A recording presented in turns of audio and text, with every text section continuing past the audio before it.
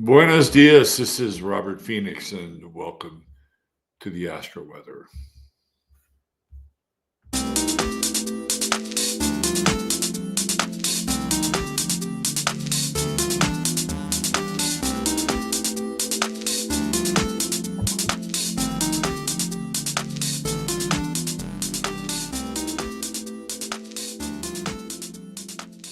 All right, we're back for another edition of the Astro Weather. Let me just get my bearings here. And we will get going. How is everyone? How are you? How is life in there? Give me 1 second here. I just have to put one finishing touch upon it all. Here it is right there. And we put it in right up here. And there we go. All right. So yesterday, Julie Sunshine wanted a link to 15 minutes. And I am going to deliver that. It's already in the description of the show, but I will put it here in the comments section. There we go. You speak, I listen. I may not always listen immediately, but I do listen.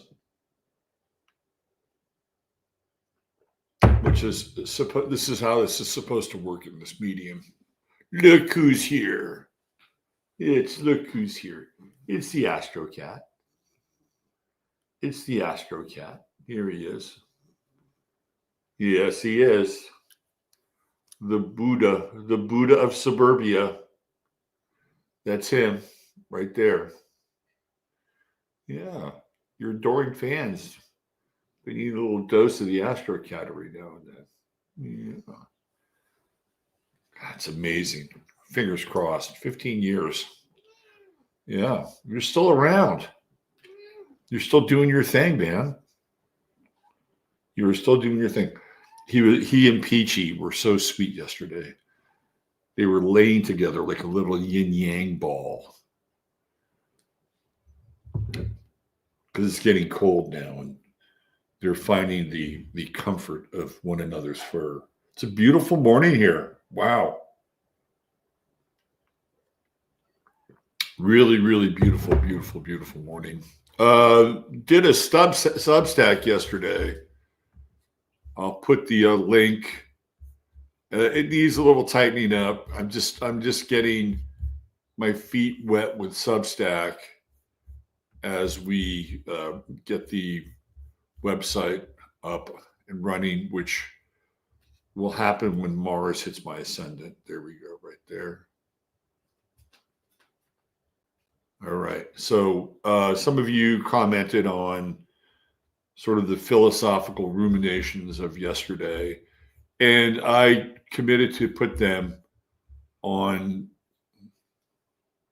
digital pen to paper because I felt it was a worthwhile thing to do.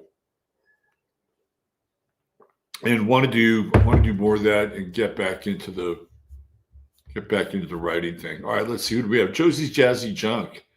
Nice with the new avatar. Yeah, I was working on getting creative yesterday. That's the one thing. That's what got me into being an astrologer, was finding something to be creative with. And it started with my blog, and I was just blogging. I was just, writing things and trying to figure some stuff out. Like, where do I want to go? What do I want to do? What do I want to talk about? How crazy do I want to get with my conspiracy stuff? This was all back in 2000, and I think I started the blog in maybe 2007. So shit, that's going on like 18 years now. And it was such an easy process back then. WordPress, I had a friend who coached me in some HTML and putting some things together, and building websites was really easy. I mean, the early version of WordPress was so simple, so elegant. I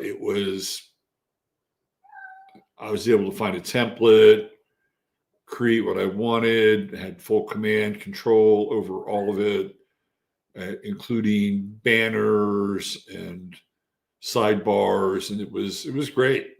It was totally great. And then I started to actually build websites for other people using WordPress templates. People were actually paying me to build websites for them, which seems like an incredibly long time ago, because based on everything now, there's no, I mean, if I were to do something like Foursquare, whatever, I might be able to chunk something off and it could be reasonable. But back then, WordPress was a killer app, man. Everything with the internet in the early days was so elegant and easy to use. Even something as basic as like GarageBand was so simple, and you could do anything with GarageBand. It had MIDI effects, anything. Right. So building websites, and then Joomla came out, and I started to use Joomla, and people were paying me to kind of maintain their website. It was an interesting time. And I was doing the astrology stuff too. Like, I was looking to pick up extra money, and people said, "Can you build me a website?" I said, "Yeah, I can do something." But that just seems like such a long time ago, and the technology is just accelerated so quickly. So anyway, long story short, I decided to Substack, part of what I was talking about yesterday. So the link is there inside. All right, we got Josie's Jazzy Junk, Debisu. Hi, Debisu. Keep working. Well, hey, look, if you're working, you're doing all right. Because the whole concept of work is going to come to a crashing halt here. Healing Heart Rosie, good morning, Robert and friends. It's getting rough. Hubby works for the government. Ugh. Considered essential. My number 2 job, caregiver, is rehab after short a hospital stay. Good for you. Hang in there, man. Hang in there, Rosie. Life is precious. You know, it's such a paradox, isn't it? I've been trying to get across to people that something happened in 2012 that wasn't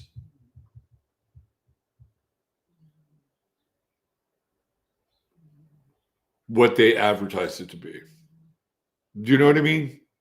Like, I've been thinking a lot about 2012 and Terence McKenna and Jose Arguelles lately. And I'm sure most of you are familiar with those figures, right? You know, McKenna had Time Wave Zero, where he basically plotted the I Ching out against the epochs of history and time, and found that they came to the last hexagram of the I Ching on 12/21/12, which for him corresponded with the end of the Mayan calendar, which back in the day made total sense, right? And I wasn't great friends with Terence McKenna, but I knew him, and I knew him through other people who I knew actually quite well, and would go to some of his events. And he was a very interesting guy, but he never lived to see 2012. I mean, Terence got real sick towards the end of the 90s, and I think he barely made it into 2000, if he made it at all. it was such a blow to the community. I mean, all of a sudden he had this really fast acting tumor, like in the center of his brain, like not even a place where like they could get to it topically. It was like it was weird, you know. It was almost like an implant that metastasized or something. And I remember they were using this back then. It was considered like this radical new treatment. It was called a gamma knife, and they were going in. They were trying to get rid of shrink Terrence's tumor. Obviously, didn't work. But he never saw 2012. And I'll tell you who else never saw 2012 was Jose Arguelles, the guy who was instrumental in the law of time and the mind factor and, you know, all that stuff, right? Like he never saw 2012 either. So these two architects of 2012 and the concrescence of time and history and all the things that went along with it weren't even there for, like, they couldn't. In some ways, it's probably good that they weren't there. And I've been thinking a lot about this. And I've been thinking, what has happened since 12? It was 12, 21, 12. For McKenna, I think it was 12, 22, 12, like the day after. But for most people, it's 12, 21, 12. And, you know, supposedly life just, you know, went on as per usual, right? I mean, that's what it felt like. But I have a really good friend who was like right in the heart of sort of the alternative communities, kind of Mayan celebration, festivity down in Tulum. Like it was a big event with, you know, DJs and, you know, all this kind of, you know, sacred circumnavigation of the temples. And somebody had a big idea. There were a number of people with big ideas. And all I remember about her experience was how hellish it was. That the event was a disaster, not because there weren't people, there were probably too many people, and the organizers of the event couldn't handle it.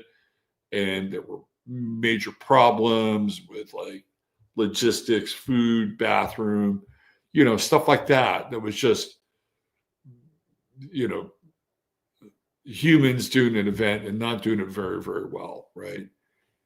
And then I remember she got like incredibly sick and had this bout of food poisoning that lasted for like 3 weeks. And like this was not the Eden that McKenna prophesied or Jose Arguelles, you know, talked about. This was a very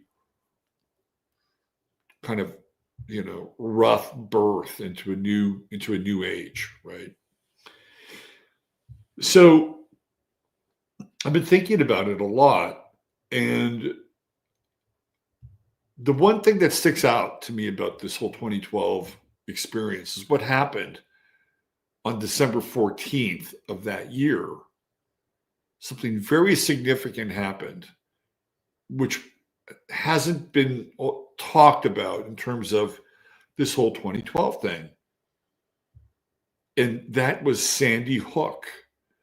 Sandy Hook happened on the 14th of December, just 8 days away from this 2012 event. And it's a very weird event to happen just prior to this ending of the Mayan calendar, right? I mean, if you go back before that, I believe if you go back into the spring, you run into the Boston Marathon. I think they run the Boston Marathon at the beginning of the spring. It's really cold, which is another very strange event, but we're really focusing on this Sandy Hook thing. And then the Super Bowl comes around in February in New Orleans, which is it turns out to be a very, very dark event. You know, brother versus brother, the Harbaughs, and it was in New Orleans, like the South, and it felt like this emanation of the Civil War. And there's this halftime performance with Beyonce, which is, again, like and I did a whole breakdown on this thing back on my website. I don't even know if it's still there. But when you slowed the Beyonce video down, you can see the images that they were flashing in strobe-like pattern on the stage beneath her. And they were positively satanic or negatively satanic, depending upon your perspective. And then after that, the power goes out, right? The power goes out for like 40 minutes at the Super Bowl. Just goes black. So who was there at the beginning of the Super Bowl singing some kind of fucking song? I'm not sure if they sang maybe God Bless America or something. It was the Sandy Hook singers. Like, it's the kids. The kids are singing at the Super Bowl. And I'm like, what the fuck? Like, didn't they shut the school down? I mean, we're kind of wading into Alex Jones territory here. But there were people who took pictures of the kids who were singing and the kids who were supposedly at the school that day, and they looked a lot like those kids, only older, which was weird, right? And I'm thinking, this is utterly bizarre, and we must be in some kind of a weird time loop, right? Like it was a weird time loop. And it's around the same time that we start to get into the Mandela effect, right? Because a lot of people thought Mandela had died. And then, of course, there's this big thing in Africa for Mandela's death, right? And people are scratching their heads. All of a sudden, you got Berenstain Bears and Berenstain Bears. I mean, it starts to get really weird. And this is all kind of post 12/21/12. And it feels like the world got thrown into a hellspace. This is what it feels like to me. It feels like something happened. I'm not the only person that's talked about this, but I'm one of the few people that connects Sandy Hook to this. Because Sandy Hook is like this recurring time loop that is not resolved. And even with Alex Jones, like, when the fuck is Alex Jones and his lawsuit going to be resolved? Like, it's still ongoing, right? Here we are. It's the 29th of October, 2025. And Alex Jones is still battling it out in court. Like, it's the time loop that just won't, like, stop looping. And it feels like, and I know we talked about this yesterday with Scorpio season, and maybe that's just a byproduct of Scorpio season, but it feels like a darkness encroaching. That there's something imminently dark it's not just it's encroaching, it has been encroaching. And the amount of cognitive dissonance is mind-boggling, right? I mean, we've got this whole Charlie Kirk thing still cooking on the back burner. And if you're following anybody who's worth their salt on the internet, like, Candace is still digging stuff up. Jimmy Dore's got some people on there that are like blowing the shit out of the water. The Charlie Kirk's with like tour manager, basically the guy who plays the same role as Jesse Jackson when it came to Martin Luther King, like his odd behavior. As soon as Charlie Kirk gets shot, he's on his phone and he walks out. Right? They've got footage of him. I mean, this thing starts to get really, really deep, right? Very deep. Like, what is really going on here? And then you have Trump kind of going to Japan, and he's, which is, again, very odd because they're building this big, beautiful ballroom in the East Wing of the White House. I think it's the East Wing. Meanwhile, he's in Japan. He's in a ballroom, another ballroom, right? Very Gemini effect. and he's lost. He's wandering around like he's Joe fucking Biden. And we're living in this world now where people are having the veil just, this is Scorpio season, kids. Like the veil is being ripped from your eyes. And the results are in, the votes are in. I mean, we are living in a world that is, has it always been like this? I don't think so, right? Like I've been around 65 years and I have an incredibly lucid memory of what it was like to be young in the 1960s. I'm not one of these people that doesn't remember anything about my childhood. I remember a lot about my childhood. And the 60s were turbulent, they were violent. There was a lot going on, but what we didn't see at a grand level was corruption. We didn't see corruption happening. It's always been there, but people were much more circumspect, and they didn't want to get found out because the penalties for taking bribes or taking slush money and moving money around. I mean, they were significant. You could go to fucking jail. And now it's like, they teach it online, right? I mean, corruption is everywhere. It's venal. It is pustule. This whole thing with Argentina, sending them $40 million, is it $40 billion? Not $40 billion, 20 of which comes from us, 20 of which comes from a private investor. Like, hey, look up fascism, and you'll see that fascism is the combination, the synthesis of the government and corporations together. $40 billion going to Argentina, and people are just like, eh. But, what are we going to do about it? I mean, it's becoming more and more obvious every day. And you have this guy on Joe Rogan, Dr. Avi Loeb, and now he's here to instruct us about Atlas 3AI or IA or whatever it is, right? 3AI Atlas. And it's going to be our new God. I mean, what the fuck is going on here? Right? It's all stemming from this post-2012 time. Because we seem to be moving in two separate directions, right?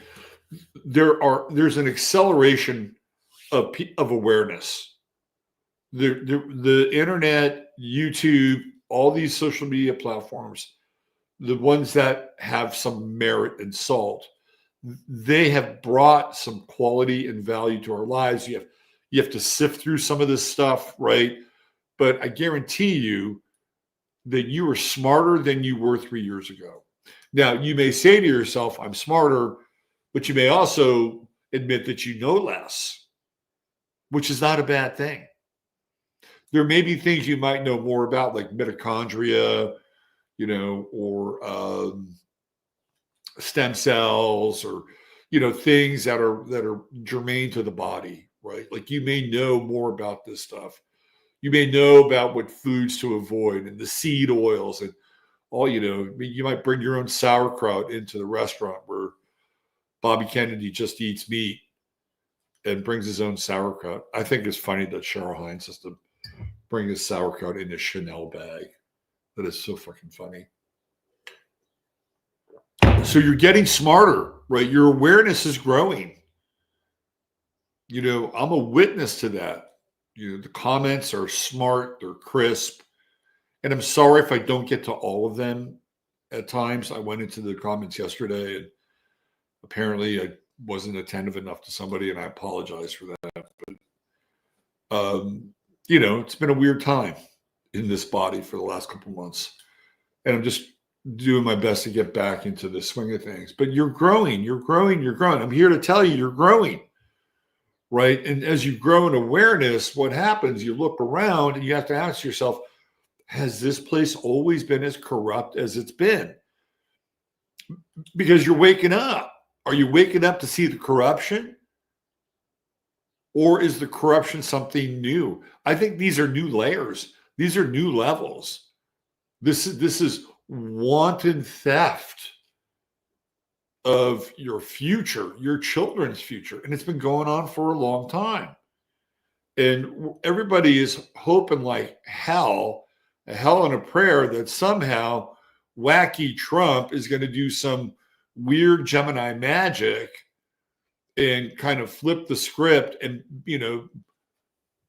turn the tables over in the temple. Like people are kind of, that's their only hope and prayer right now, is that the magic Gemini does something so chaotic and so off script that it throws everything off.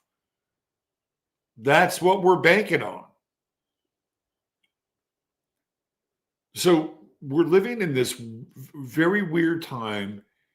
And just to kind of wrap this up, because I want to get on with some other stuff. But to wrap this up, it feels to me like everything post 2012 has been headed in two directions: greater awareness, more knowledge, but also this rapid descent into a hell. And I would say that there have always been parts of the world that have been hot, like hot spots, but there haven't been so many simultaneously. The world is a hot spot. The world is inflamed. And we're living through this now, right? And we're living through it with greater awareness and more knowledge, which doesn't always make it easier. It can if you want to sustain yourself, you want to get through it. But anyway, I've just gone on for half an hour, but it's something I can't shake. The world is different. It is different post 2012. And it's not different in the way that the prophets of time portrayed it to be. Now, we may yet move through this fourth turning and come out of it, and there may yet be a golden age. I have faith in that because the cycles are there. We've seen the cycles before, but this is a critical cycle. This might be the most critical cycle ever in this domain, and you got a front seat for it. All right, let's talk a little bit about our sponsor, and then we get into the weather. Let's see. Here we go. Silver Botanicals. Let me just get rid of this. Stop the share. Try this one more time, since we know that this is what's happening. All right, Silver Botanicals. There it is right there. They are our sponsor for this part of the show. Of course, we have the start of the day, which we'll get to, but the reviews are in. People apparently know the products and they're happy that I have them. So this is the Astro Weather bundle. I talked about it yesterday. And again, this Silver Shield sanitizer. I had another little spaghetti stain or something on the countertop. Squirt, squirt, squirt. Wipe it down, gone. Works great. Perhaps not its intended use, but that's what I use it for. And all the other stuff here, I've tried. And what can I say? It's high quality products. And it's made right here in San Marcos, Texas, with the best organic essential oils you can find. I mean, they literally scour the world for these essential oils. Egypt, France, wherever they need to go, they get it, or they don't go and get it brought to them. And they've got it infused with their nano silver technology. And you get all these goodies for just $75.16. And you've got till 11/11 to get this 20% discount. And once you get it, it's like a sampler. There are things in here you say, hey, man, I really like this. I got to get more of it.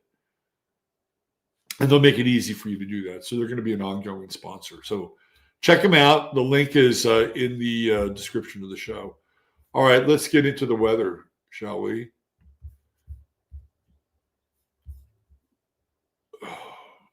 Oh. Give me 1 second. All right, there it is, right there.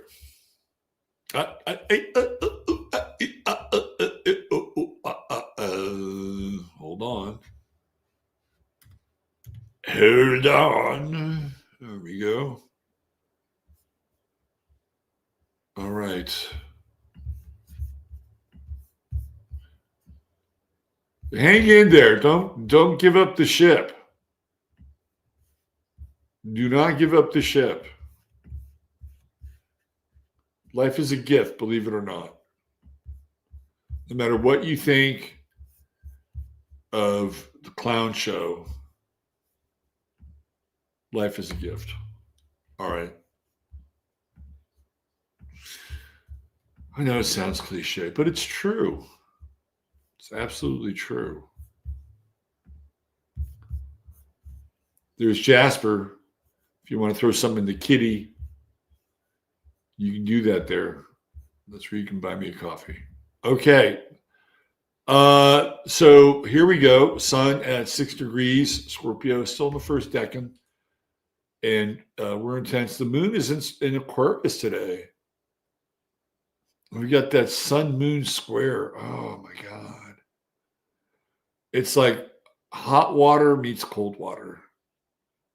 You know, the intensity of the Scorpio sun clanging off of the cool, icy reserve of the Aquarian moon. Very interesting. I mean, this is something that could actually work pretty well. While those about you are losing their heads, the Aquarian moon says, hey, Alfred E. Newman, what me worry? Right, what me worry? I'm just sitting here sipping my tea, watching the world go by. But there is some intensity, right? It's conjunct Pluto. So, you know, what did we do? We had a dissertation about time and causal effect and culture.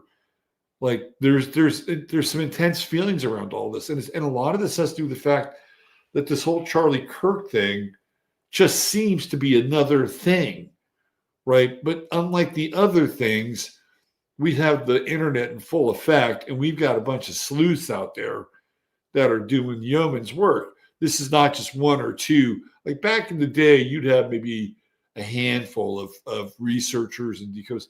Now you got a whole fucking internet full of people who are actually really good at pulling. Like there are things around Charlie Kirk where this guy has figured out how to find Google searches. Google searches. Somebody was Google searching Tyler Robinson in Israel before the Charlie Kirk event. They were also Google searching Charlie Kirk's tour manager, the one I was talking about, whose name I can't remember now. But there was also somebody in the Grand Caymans who was Google searching his name. Now, what do they have in the Grand Caymans? Yet it's called offshore banking. Places where money gets sent and doesn't show up. Wow. Just wow. And today's one of those days. Are we going to have an eruption? By the way, Hurricane Melissa seems to have devastated Jamaica. And we're in that Neptune, Saturn conjunction, Neptune retrograde into Pisces, and, you know, heavy water. The heavy water is coming, and emotionally too. Right? Everything just happens so fast. We have such a superficial rendering of events in real time. This Neptune retrograde is, people are they're not going to be happy. Although we have this grand trine, and I feel like if you go through the emotional content, there's gifts here, but you have to go through the fear. This is not a fun part. like the stars have blessed us. We've got this beautiful kite pattern and a grand trine, so it makes it a lot easier, right? But these retrogrades with Saturn and Neptune are critical. Like it's a critical phase. You get to cleanse and purify sort of the last remaining pieces of your spirit that need to go through the spin cycle. Because once they move together in Aries, that's it. They're done, right? Like this is whatever it is that you need to. I mean, we're into soul territory with Saturn and Neptune. So we're until February of next year, we're in this soul cleansing period. And that's one of the reasons why I'm looking back at 2012 with these retrogrades. Like, why? Why did this happen? How did it happen? And what was it supposed to look like? And how does it really feel? And I always feel like there's some deeper payoff, especially during Scorpio season, when people come to this kind of realization and understanding. Like there is a bottoming out, not a crashing out. That's different, but a bottoming out that can be profound and cleansing and healing. And it's usually when you know you're not the only crazy person in the world. You know, and that was one of the beautiful things about the event 2 weeks ago.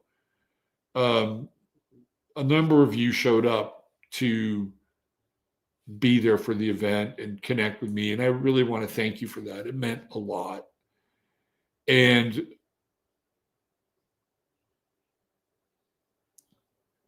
it's such a beautiful thing when people find each other.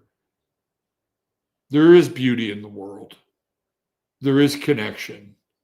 There is love, right? These things exist. And these retrogrades are here to get your attention and to remind you of them, right? Mercury's moved into Sag. We got big picture now. Looking at big picture, deep philosophical stuff. It's a turning point in a lot of ways. It's a turning point where we're still in the winter zone, but there's the celestial light of wisdom that comes through with Sagittarius, which is kind of why I started the blog up yesterday back on the Substack. I wanted to catch some of that. I wanted to get that wave, right? And you can do it too. You know, this is a great day for writing, publishing, starting new intellectual ventures. It's a really good day for that. There's a lot of productivity. Remember, I said if you can go with it, now the flow may take you to a place where you bottom out, but it's okay. It's okay to bottom out. It's okay to get down there and say, this is not how this was supposed to be. Well, that's our perception. You buy the ticket and you get on the ride. And you're on the ride right now. Not a lot of earth in the sky, so try to stay grounded. Take your minerals. Take the foods, eat the foods that really ground you, connect you to the earth. Some people are protein eaters. If you do that, make sure you get good protein. Venus is still squaring off here with Jupiter. And I think there's a lot of good feeling with the Venus-Jupiter square. You know, in the midst of going down into this heavy place or the bottoming out, you'll find out you're not alone. There are other people. And again, that brings me back to the event. There were people that found each other and they weren't alone. And, you know, by the time we got into dinner, I think it was on Saturday night, there was like 20 of us. We were all sitting together. We all found each other. We all ate together. It was beautiful. It was a beautiful thing. We did the same thing the following night. Night Slight was there with his buddy, and it was cool. It was a cool event. I mean, that part of it for me was very, very meaningful. keep your eye on the new moon in Taurus. That I believe is next Wednesday. And that is a very interesting Sabian symbol for that day. If you read my Substack, you'll see what I'm talking about. All right, let's get into our. I think I've given you enough here. Do you feel satisfied? You feel like you got enough? We got this Mercury-Uranus opposition. The flashes of insight are there. Write them down. Keep a notebook with you today. Because some of these ideas are going to be great ideas for you. Not mine, but yours. By the way, shout out to my guy, Quentin Post. I love Quentin Post. Quentin Post is, I believe, 25 or 26. He plays for the Golden State Warriors. He's 7 feet tall, and he's from Holland. And he went to the University of Mississippi. He went from playing for the Dutch national team to the University of Mississippi to Boston College, and the Warriors drafted him 2 years ago, with a 52nd pick or something like that. I didn't even know. I'm a kind of a basketball junkie, and I didn't even know who he was. So he shows up, and he's got this 3-point shot that is kind of deadly. He's like about a 40% 3-point shooter, and he's 7 feet tall. In the NBA, if you could do that for 7 or 8 years, you will have a very nice career. Trust me. And so I've been watching this guy. And of course, on my mother's side, we come from Holland. My mother's father's side, they're all Dutch and came to this country in the 1600s. So I have kind of an affinity. I'm pulling for the guy, right? And there's a lot of hate. People in the world of sports are just, captured by the moment. And there's a lot of hate towards Quentin Post. And I'm watching this guy. I'm like, he is playing his ass off. He's born at 0 degrees Aries. The 0 Aries. The guy's a fighter. I watched him. I watched him one night get into a tussle with this guy, Mark. Was it Mark Williams from Carolina, the Charlotte team. Mark Williams is a big dude. I mean, he's big. Mark Williams is like 7'1", probably clocks in at about 280. And Quentin Post had an attitude with Mark Williams. And even in the playoffs, he's going up against Jabari Smith and getting in his face. I'm like, this guy's got some fire. Well, Saturn and Neptune are on his sun right now. So it's a very interesting time. And last night he played a great game and basically silenced his critics. So Quentin Post, I know you don't watch this, but I do follow you on Instagram. Good job. Keep going. All right, let's get into a different star. And that would be our True Hemp Science star of the day. Let me bring it up here. We'll bring this thing in right on time today. This is your pilot. Please return to your seats. Buckle your safety belts. Pilot doesn't really say that, does it? It's the here we go. It's the flight attendant. Our True Hemp Science star of the day is Winona Ryder. That's right. So let me give a shout out to Chris, our other sponsor.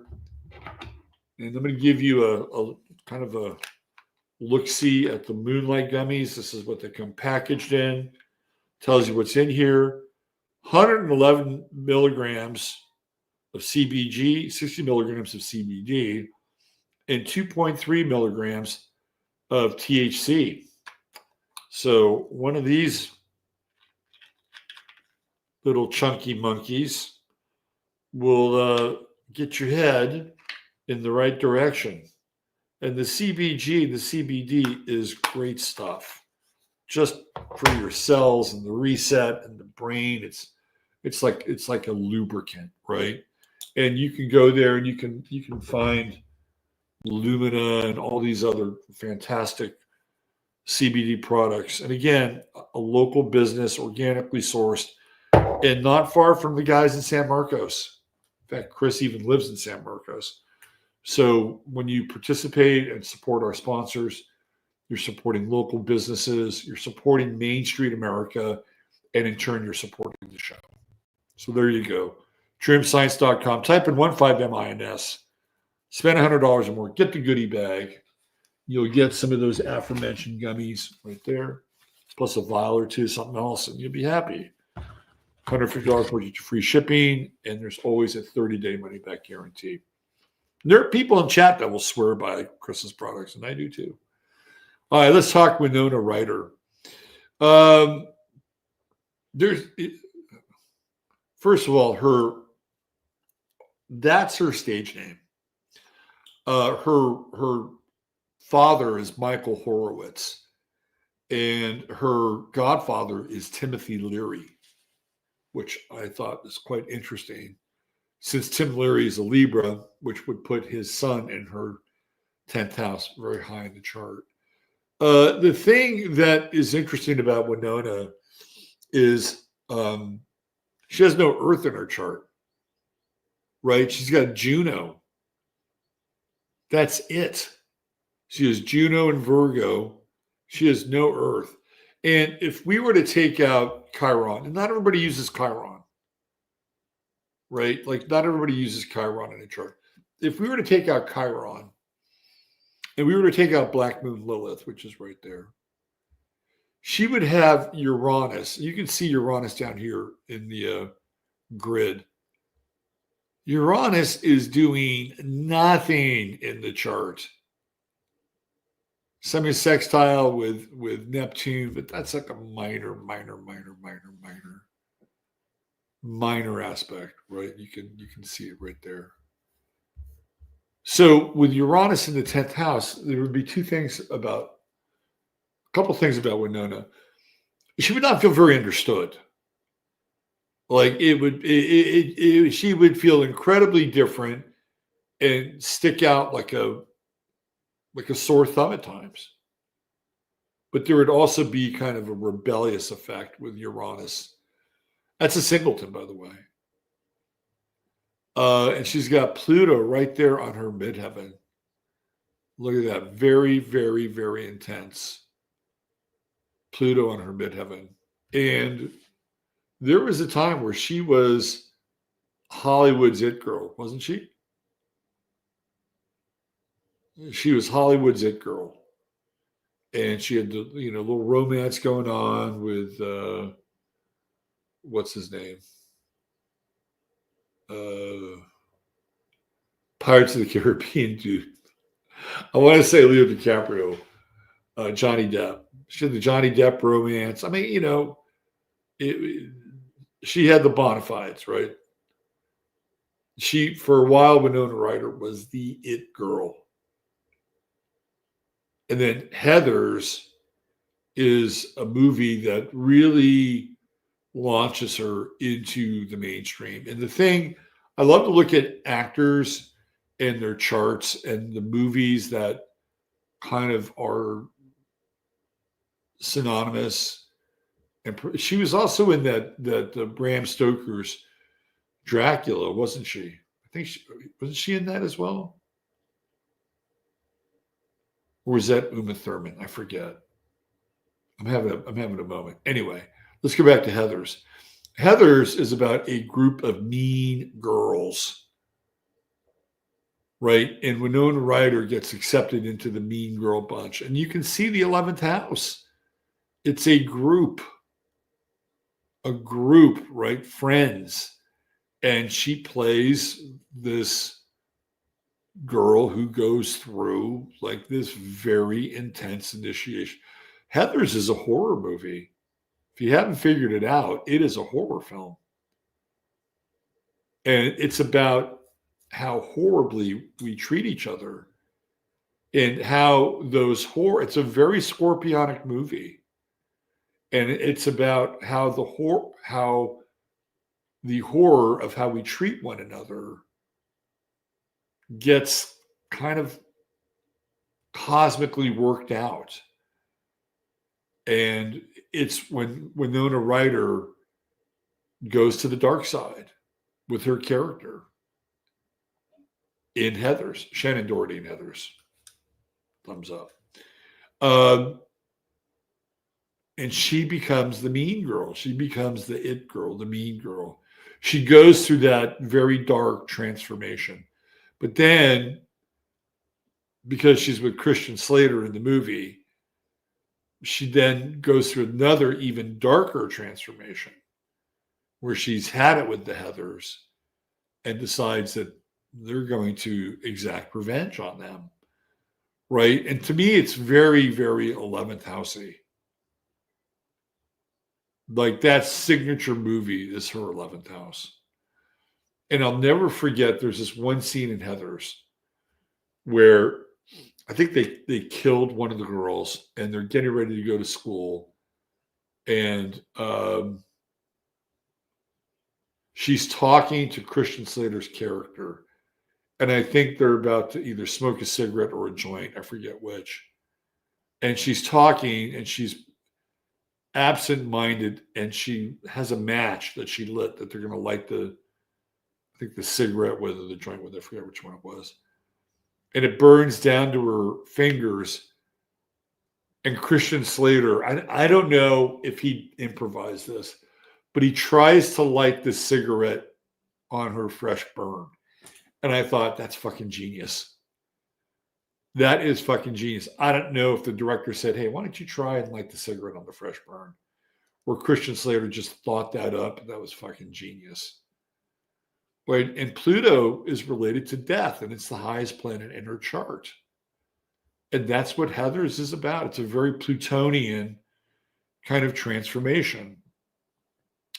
I would say that Winona is probably very insecure on a level, right? I mean, she can get by because she has the moon in Pisces and it trines her sun. So she can take on different roles and front and different characters, and she can cope, right? I think she's somebody that has a lot of different characters inside of her.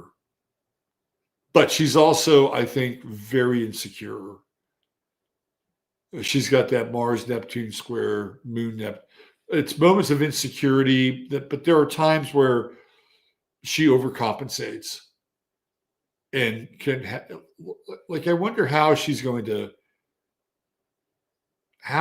age? It feels to me like Winona Ryder becomes this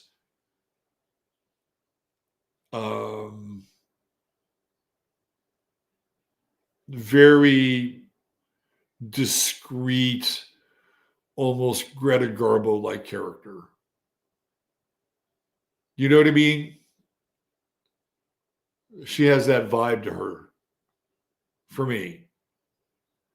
And what's interesting is that she kind of reemerged with season 1 of Stranger Things, where she plays the mother of the kid who gets taken into the MK Ultra lab. And that's very 12th housey, isn't it? Neptune's there, Jupiter's there, right? And even children with the 8th house and the South Node. And there's the whole weird thing with Polly Klaus, where Polly was abducted.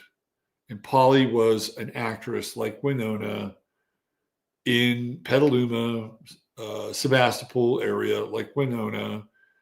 And it was a very strange time because Winona Ryder was, being asked about what she thought about Polly Klaus. And, they had these vigils for her. And they had this center that was open for her. And people were coming by and, they were offering counseling because she had gone missing. And Winona Ryder was kind of in that mix, right? So it's a weird kind of overlay with Stranger Things, where in Stranger Things, her own child goes missing, right? And in real life, Polly Klaas, who looked up to Winona Ryder, I believe went to the same middle school or high school. She might have been a freshman, if that, and looked up to her, wanted to be an actress. Like, so there's this weird, kind of Gemini stuff going on, right? Like, and even the inconjunct with the sun and Saturn and Gemini in the sixth house. And it was very weird watching all of that go down. And then even weirder years later, see this kind of played out again in Stranger Things. Like, wow, that's quite bizarre. And it's that South Node in the eighth house, the underworld, right? And when I think of Winona,